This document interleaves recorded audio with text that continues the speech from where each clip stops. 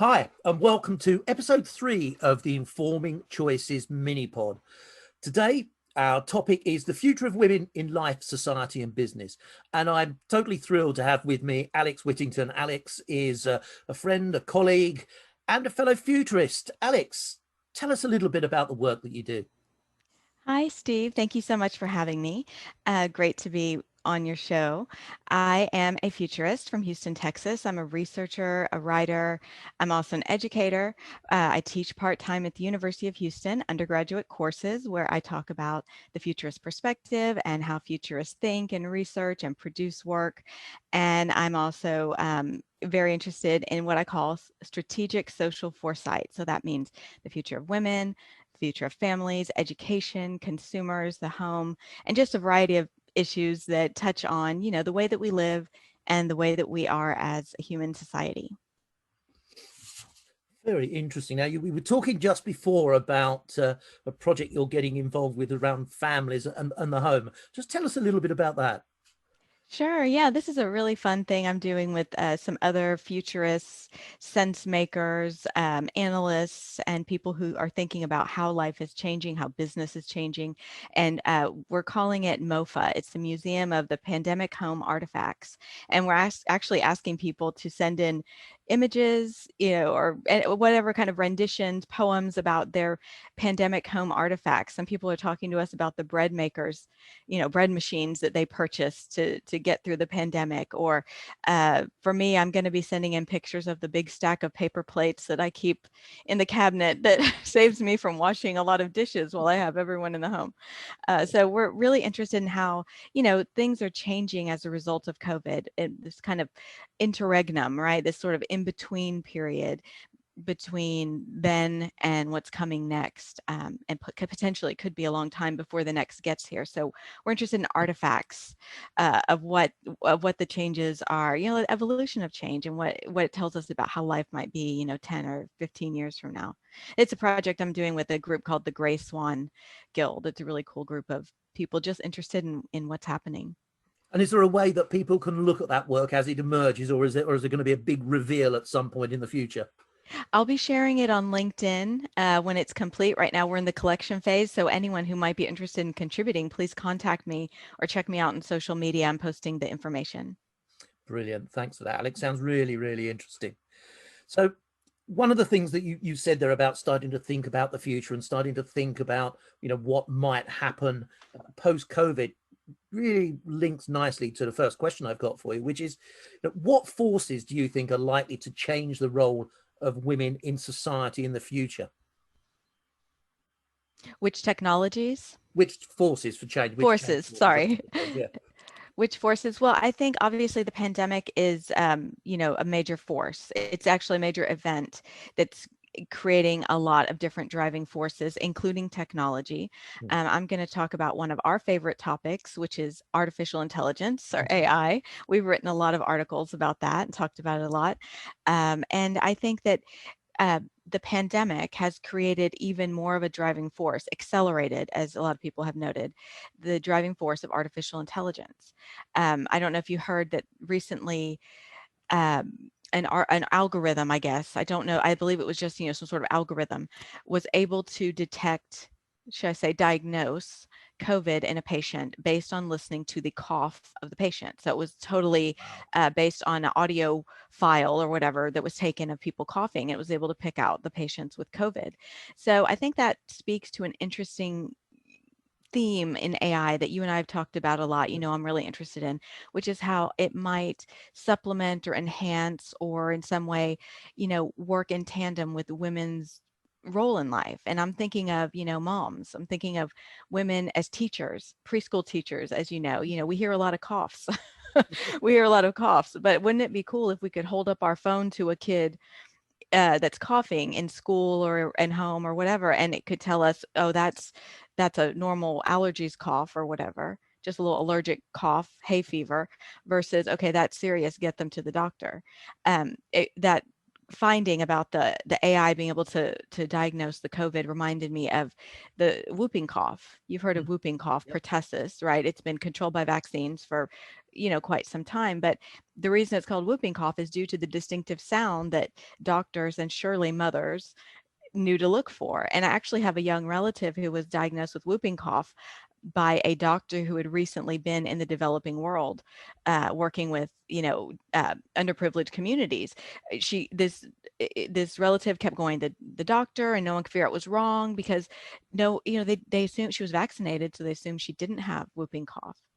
Turned out that she did, and it took a doctor's ear, who had recently heard the actual whooping cough in the wild, um, to be able to diagnose it. So I thought that AI idea that an artificial intelligence could help us, keep our families healthy, safe, our students. Women tend to fall into teaching, nursing careers predominantly. So it could be a cool way to see AI drive our role differently. Yeah.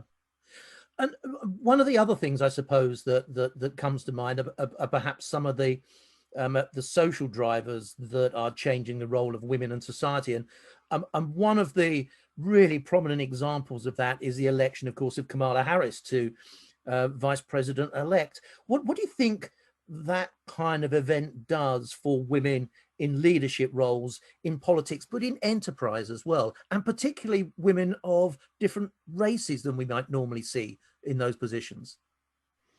Yeah, I think, the election of Biden Harris and, Vice President-elect Harris rising up in the, executive branch is a great sign to our young women that, there is a path for them forward. It's being forged, and it's up to them to keep going. I think that it's a great sign for women in business, because more life experiences are going to be coming into the conversation. And I think that opens up a space for more diversity in all organizations, whether Yeah. it's, the business or, nonprofits or the higher education world, whatever. Yeah, I think it's going to be a huge event. It's a landmark event that we can, we'll look back on and say there was the time before and after. Again, it really marks a moment. There's been a lot of speculation, hasn't there, about if we go back to COVID again, about how women in leadership positions, positions in nation states, seem to have been able to create policy and strategy that's been more effective in handling the COVID pandemic. Why do you think that is, first of all? And secondly, what does that tell us about the role that women might play in politics in terms of social policy, perhaps in the future? Yeah, there were a lot of people who made that observation during the pandemic that it was Germany, New Zealand, these countries with very notable female elected leaders who really have weathered it quite well.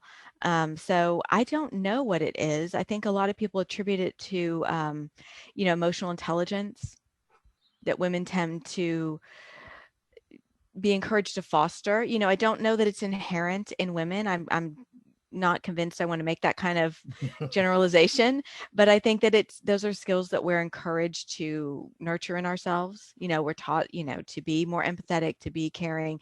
Those sorts of things are encouraged, whereas other things aren't, because of the way gender roles are defined. But, I think we're seeing the benefit of that. And I think for too long, equality movements have sort of looked at, well, let's not highlight the skills that are uniquely feminine or women's skills. We just want to have equality. And I think it's a time to recognize that there's good and bad in demarcating certain skills as feminine or masculine, right? It's a double-edged sword when we do that, but let's extract the positive Yeah. from that when we can, and say that, maybe it's motherhood, maybe it's daughterhood, maybe it's just the life experience of women who, regardless of whether they've been in caring roles or not, to see the value of looking at the bigger picture and taking care of people. I guess I'm just thinking of, prime ministers in the COVID experience. It's been a more caring form of leadership, Yeah. I would say. And is your sense that exhibiting empathy by female leaders changes perhaps the attitude of male leaders that may work with them? Do you know what I mean? Is there, is there some kind of positive impact on men that work with women in those kind of roles? I'd like to think so.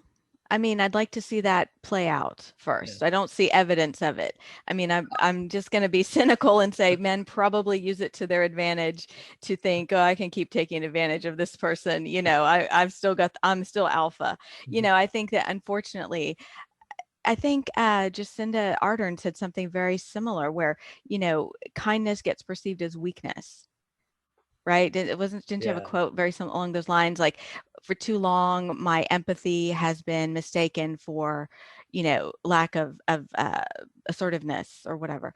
And I think that, you know, I think that's where we are on that. I think people Yeah. still mistake kindness, empathy for someone who can be pushed around, and that's what needs to change. And one of the things that we've done a lot of work on together and spoken about a lot in the fairly recent past is the notion of a very human future. So do you think the role that women play in the future beyond empathy, you know, just women's role generally in society is crucial to a more human future? Definitely. I mean, we're half the population, and you know, we're very important to making sure that there are more of us to come next, right? Yeah, So I think we you know, both to got a stake in that. yeah, yeah. I mean, I think, you know, I'm reminded of some of the stuff I've looked at on ectogenesis, the artificial womb, right? Yeah, Being able to produce new humans without, you know, women having to carry the pregnancy literally. And so, you know, it's those sorts of dystopian futures to me that where you start talking about, well, are women really necessary at all? You know, if we can replace their ability to reproduce with technology. Yeah, yeah, I think women are still necessary beyond their ability to produce children. We definitely have a part to play. So just in terms of that sci-fi extreme, yeah. yeah, I think we have a huge part to play in building the future and keeping it human and keeping it humanized, because again, it's the diverse perspectives that women can bring Yeah. to organizations, to longstanding social institutions where we haven't had the opportunity so far to bring the perspective. There's a lot of promise in that. And how might technology, do you think, enhance and enable that promise for women to take those roles into the future? You know, I think that there are a lot of important technologies that are not quite being used for improving humanity. You Hmm. know, just to link it to a recent social problem, this is very, you know, US focused, but we have this huge problem where our government has essentially, you know, separated these 500 plus children from their parents at the border, the migrant children. And, you know, I was just reflecting recently on why aren't we using like biometrics, facial recognition, artificial intelligence, blockchain, throwing every single technology resource that we have at this major problem that needs to be fixed. So I feel like I don't know how much it has to do with women. I mean, this particular example does deal with families, but it seems like rather than using facial recognition to be sure that shoplifters don't enter, I think it was the Lowe's home improvement stores here in the US. Right. I might be wrong, could be Home Depot, but one of the major home improvement chains had installed surveillance cameras in the stores so that people who had a profile picture in police databases for shoplifting could be quickly identified the minute they walk in the store. And yeah, obviously businesses want to use it to make money, but I think there's so many social problems that we could be investing these technologies in that could do better, like facial recognition. Why couldn't we use that to, you know, identify homeless people and, you know, track them and make sure that they occasionally get the medical care that or medicines or foods that they need, something like that. I think that would improve and benefit all of society. And that's how I would like to see these technologies being used. They're just kind of going to waste if we don't use them like that. It's interesting, isn't it? We start off with a conversation about looking at the future of women in life, society, and business. And actually, what we find is we're talking about a conversation about a more human future across all of society. You know, we could talk about that for hours, but time is coming to an end. So, Alex, how can people contact you to learn more about your work? Because you're doing some really interesting stuff. So, where can people find you?